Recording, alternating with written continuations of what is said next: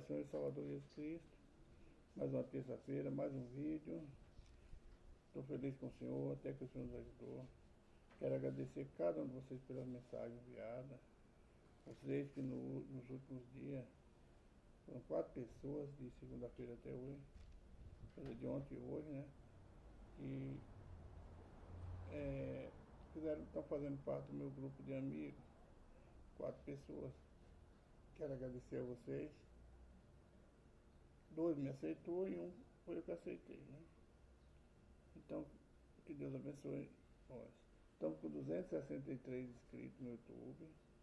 O nome do canal é José Jorge, contando parte da minha história. Tem também no TikTok, 10 minutos só. No Instagram é esse mesmo vídeo. No Instagram tem mais visualizações que no Face. No YouTube também, mais visualizações que no Face no YouTube. Um vizinho meu falou que se eu fizesse seria melhor, para não ter mais aceitação, mais pessoas estavam visualizando. Eu falei que tinha tentado, mas não consegui. Outra pessoa falou para mim que eu só ia conseguir 1 minuto, 2 minutos, não mais que isso. E não sei como minha neta, ela enviou esse vídeo completo, que Deus abençoe ela também. Vamos começar mais um vídeo. Vamos começar assim. Pai, obrigado por mais um dia, obrigado pela oportunidade que você me dá de gravar mais um vídeo. Obrigado por cada pessoa que está junto comigo, Pai. No Face, no YouTube, no Instagram, no TikTok. Que o Senhor os abençoe e prospere em todas as áreas da vida dele, Pai. Eu peço também, Pai, pela vida do irmão Ed Mota, para visita, restaurar aquela família, Pai. Pai, eu peço ao Senhor também, Pai, que perdoe meus pecados, minhas falhas, minhas transgressões. O que eu fiz, que eu posso fazer que desagradou o Senhor, perdoa, Pai. Perdoa da minha casa, perdoa da minha parentela. Temos pecados, sabemos que entristecemos o teu Espírito. Pai, fala conosco hoje no livro de Êxodo, no capítulo 11. Não sei o que eu quero falar, nem o que nós queremos ouvir, mas que o teu Espírito tenha a falar conosco, Pai. Que tudo seja para a glória do teu santo nome. Amém. Também, irmão, Pai, eu peço ao Senhor que fale no Salmo 21, versículo 7. Amém. Pega aqui esse papel para mim, gente. O Salmo 21, versículo 7. Pega esse papel para mim. Versículo 7 fala: porque o rei confia no Senhor e pela misericórdia do Altíssimo nunca vacilará. A gente pode ler esse salmo tomando para a nossa vida, para a nossa pessoa. Eu confio no Senhor e pela misericórdia do Altíssimo eu nunca vacilarei. Esse é um salmo, todos os capítulos, todos os livros da Bíblia, eu costumo ler normal, mas tomando ele para a minha vida, como se a Bíblia, Deus estivesse falando comigo, e a verdade é essa, Ele está falando comigo, com você. Então, o nosso salmo seria esse, o nosso Salmo 21, versículo 27, versículo 7 seria esse. Porque eu confio no Senhor e pela misericórdia do Altíssimo nunca vacilarei. O que o salmista está nos ensinando? Que nós devemos confiar no Senhor, porque são muitas as suas misericórdias. Ele nos guia, Ele nos fortalece, Ele nunca nos desampara. E nós estamos firmes, não porque nós temos força. Nós vencemos não porque nós somos fortes, mas nós vencemos pela misericórdia do Altíssimo. Ele nunca nos deixa vacilar. Mas nós vemos no meio do povo de Deus hoje, no meio da multidão que está sobre a terra, muitas pessoas vacilam. Pessoas que buscam o Senhor só na hora do aperto, que é uma luta que ele não aguenta mais, do aperto, ele busca o Senhor. Isso é normal, isso foi normal na minha vida, quando eu não não conhecia ainda a palavra do Senhor, quando não me entreguei minha vida ao Senhor, quando vi uma coisa grave para me acontecer, eu pedia socorro a Deus. Às vezes tinha acabado de xingar um nome feio naquela hora, ou uma piadinha de mau gosto, aí vinha uma coisa, um aperto, pedia socorro ao Senhor. Deus está pronto para socorrer todos nós, todos estão sobre essa terra. Mas o Deus quer, principalmente, salvar nossas almas, nos salvar do fogo do inferno, do lago de fogo. Ele ama nós todos, por isso enviou seu Filho. E nós confiamos no Senhor, e pela misericórdia de Deus nós estamos de pé. Pela misericórdia de Deus nós estamos com saúde, temos nosso celeiro abastecido, temos nosso salário, tudo isso pela misericórdia do Senhor. Ele não nos deixa vacilar. Muitas vezes nosso vacilo é por nossa falta de entendimento, por nós querer fazer só aquilo que agrada ao homem, à carne, e não fazendo nada que agrade ao Senhor. Nessa hora nós estamos vacilando, porque a nossa confiança não está em Deus, está no homem. A nossa confiança está em nós mesmos. Maldito o homem que confia no homem e faz do braço de carne o seu Deus. Tudo isso está na Bíblia. Então, temos que confiar no Senhor. Temos que pôr nossa expectativa toda no Senhor. Porque esse mundo não tem nada para nos oferecer. Mas Deus tem, Ele que segura, Ele que nos sustenta. Não vamos vacilar, irmãos. Vamos seguir firme e forte na presença de Deus. Andar em obediência, sempre respeitando os estatutos e os juízos do Senhor. Essa é a mensagem do Salmo 21, versículo 7. Você tiver uma oportunidade, você vai lá na sua Bíblia e lê o Salmo todo. É uma oração do rei Davi. Vamos agora para o livro do Êxodo, capítulo 11. São 10 versículos, um livro pequeno, um capítulo pequeno, mas que fala a respeito do povo de Israel, do povo que estava na escravidão no Egito, 430 anos. Deus anuncia a Moisés a morte dos primogênitos. Por que Deus anuncia a morte dos primogênitos? São 9 pragas e Faraó não libertou o povo de Deus. Ele continuou com o coração fechado, ele que se dizia um semideus, ele não libertou o povo de Israel. Deus mandou 9 pragas, essa é a 10ª, a praga dos primogênitos. Ainda nós veremos amanhã, se assim Deus permitir. Aqui Deus só anuncia a Moisés a morte de todos os primogênitos. Deus falou com Moisés que o Faraó, lá no começo, ia estar com o coração endurecido, mas por a mão forte, ele libertaria o povo de Israel. Foi necessário vir muitas destruições, muitas pragas sobre o Egito, e mesmo assim, Faraó não reconheceu o poder de Deus. Deus fala para Faraó para isso que mantive de pé, para que todos saibam que há só um Deus. Deus não tocou em Faraó, mas tocou no Egito. A perda foi grande, para Faraó saber que nele não era nada, que ele é apenas pó, barro, que ele foi feito também pela mão de Deus, mostrando para ele que não é nada. Mas Faraó continuou, mesmo com tanta praga, né? A água se transformou em sangue, praga das rãs, gafanhoto, mosca, tempestade, trevas, mediante tantas pragas. Ele continuou com o coração endurecido. O ganho para o Egito era grande, Ele não tinha despesa com os escravos. O escravo comia aquilo que ele queria dar, o que sobrava. Só que para o povo de Israel foi diferente. O povo de Israel, quando veio para o Egito,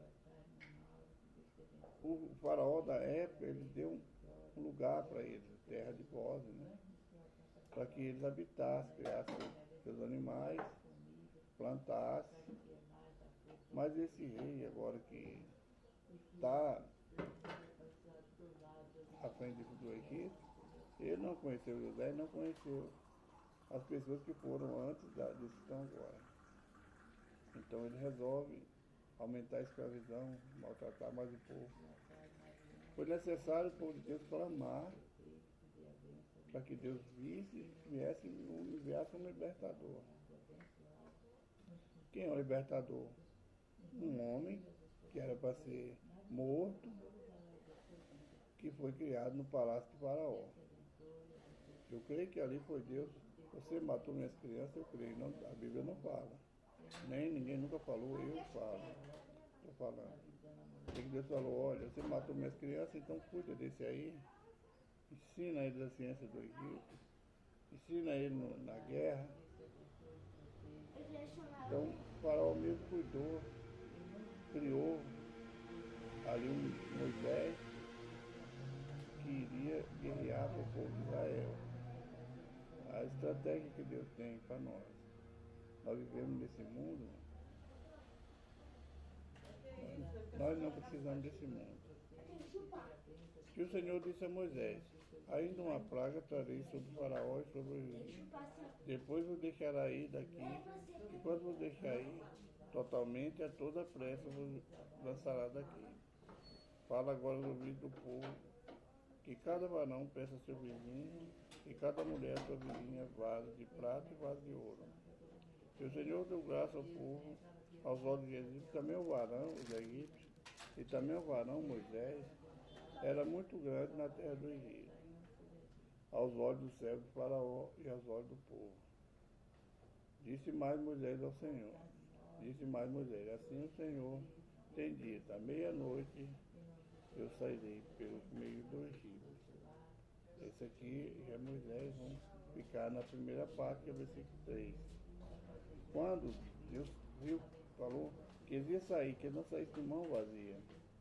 Os despojos, os bens que Deus mandou que o povo pedisse aos egípcios, é como se fosse um despojo de guerra.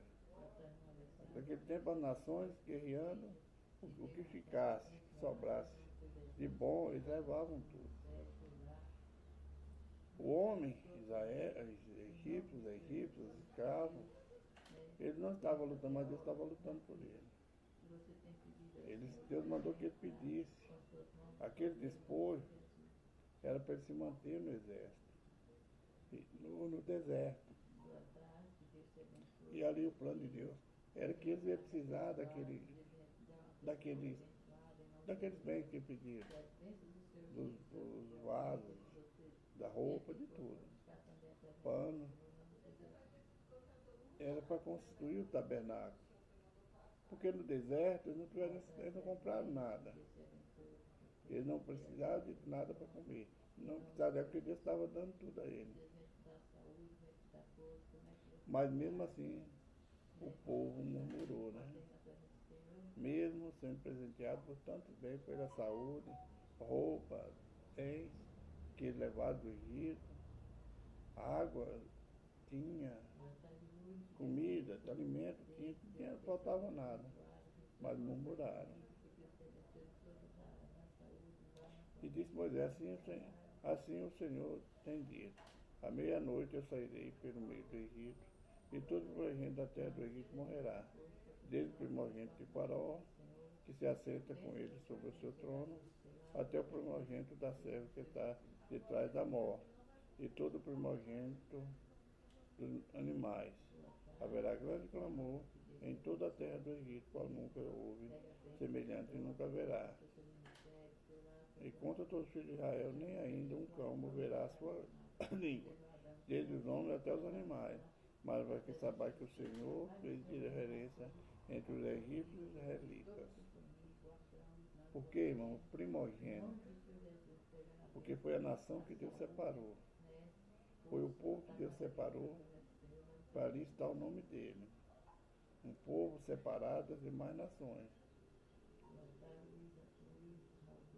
A primeira aliança que Deus faz com os israelitas foi a circuncisão. E aí vem fazendo aliança. E Deus escolheu como seu filho mais velho, os israelitas. Mas nós vimos, no decorrer das leituras, que os israelitas rejeitaram o Senhor. Por isso, guerra, escravidão, mais escravidão, rejeitaram. Viram todos os milagres, toda a força do Senhor sobre os egípcios, mas continuaram com o coração endurecido. Então, Deus fala com Moisés que vai matar todos os primogênitos. Todo homem mais velho, toda pessoa mais velha, o primeiro da casa de morrer. Não somente pessoas, mas os animais também. Os animais mais velhos de morrer. Porque Faraó, porque o Egito, porque o mundo estava escravizando, estava maltratando o primogênito de Deus, o filho de Deus, o escolhido de Deus, o povo de Israel. Então Deus agora, como Moisés, o povo israelita, foi a nação escolhida para glorificar o nome de Deus, para viver o bom de Deus separado do mundo. Então Deus escolheu como o mais velho na terra. A escolha dele, o primeiro que escolheu. E aí, como é que Deus vai castigar agora o povo? Tantas pragas, agora vem a 10ª praga. Castigar com matando o primogênito mais velho. Por quê, meu irmão? Os primogênitos, eles é que vai ficar, ser o líder da família, caso faltar o pai. Ele vai liderar a família. No caso do Faraó morrendo, quem ia herdar o trono era o filho mais velho dele. Então Deus, ele faz um reboliço, mas para Faraó libertar o povo de Deus. Não precisava nada disso. Mas Deus tem que mostrar o poder dele ao homem, para que o homem mude seu coração, para que o homem deixe de ser arrogante, deixe de ser presunçoso. Deus quis mostrar para o poder dele, a força dele. Deus tem prazer nisso? Não. Deus, no momento, ele podia fazer mover de outra maneira. Mas aí ele tinha que mover todo o Egito, toda a liderança do Egito, todos os grandes aí tinham que saber como Deus trabalhou. É para glorificar o nome de Deus. Deus podia não abrir o pescador e destruir o Egito. Nós vamos ver que todas as pragas que atingiu o Egito, não atingiu o povo de Israel. Todas as pragas, nada atingiu o povo de Israel. Deus podia destruir o Egito e deixar o povo de Israel. Mas Deus queria manter o povo do Egito vivo para ele saber que Deus é Deus. Aí a gente pensa, já vi pessoas falar, Deus é mau. Não, Deus não é mau. Ele é justo. Ele está fazendo justiça a um povo que foi escravizado 430 anos. Ele está fazendo justiça a um povo que maltratou o povo de Deus 430 anos, que enriqueceu, que cresceu. Não somente o povo, mas as nações que eles guerreavam, eles levavam escravos, mas principalmente o povo de Deus estava sendo maltratado. Meu irmão, se você, minha irmã, se acha maltratado nesse mundo, seu trabalho, aonde você estiver, pode ter certeza que a justiça de Deus virá.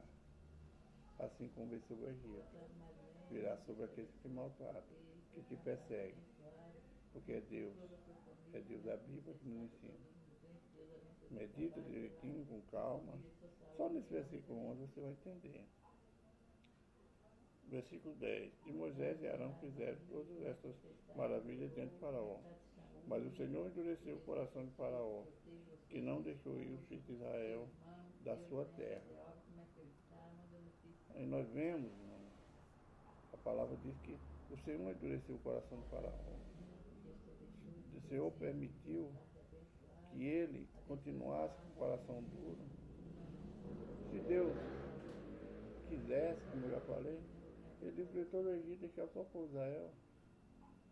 Mas ele queria manter aquele povo vivo, para ele saber que o homem é apenas pó, barro, que tem que ser glorificado, que tem que ser exaltado é o nosso Deus. Esse ensinamento é para mim e para você, no dia de hoje. Por isso a Bíblia está escrita até o dia de hoje. Então, leia, irmão, aprenda, vamos aprender do Senhor. Eu preciso aprender ainda, eu não sei. Estou aprendendo devagarzinho. Talvez quando a gente passar da outra vez, as palavras vão ser diferentes. É Deus é que sabe, é Deus que fala.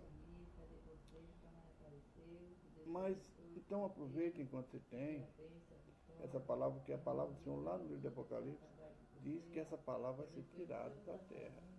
O Espírito Santo vai ser retirado da terra. Enquanto é tempo, aprenda, obedeça, faça, chame as pessoas, ore, vigia. Ainda é tempo, irmão, para mim e para você. Esse dia uma pessoa perguntou, você não peca? Eu peco. Se eu não pecasse, eu devia ter me tirado daqui. Por isso, para me conhecer a grandeza de Deus, quando o homem falou que eu não passaria daqui em 2005, né, 11 de janeiro de 2005, eu não passei daquela noite, eu estou aqui, para Deus mostrar a grandeza dele, o amor dele para conosco. Vamos orar, meu irmão. Senhor, meu Deus, obrigado, Senhor, por mais um vídeo. Pai, eu coloco na tua presença, Pai, nossas necessidades, nossas faltas. Por elas eu peço perdão, Pai. Pela necessidade eu coloco nas tuas mãos, Pai. O Senhor sabe que teus filhos necessitam, Pai. Eu coloco nessa hora em oração especial, Pai, a família do Ed Mota, Pai. Pai, o Senhor Deus restaurador, restaura para aquela família. Pai, leve o coração daquela vida. Eu não sei o que está acontecendo, se há separação, não sei de nada. Ele nem me pediu, Pai, ele falou que está orando pela restauração da família, Pai. E ali naquela hora eu enviei a mensagem para ele que eu estaria orando também a partir daquele momento. Pai, estenda tuas mãos sobre a família daquele jovem, ou daquele homem. Faça o mover do Senhor, Pai.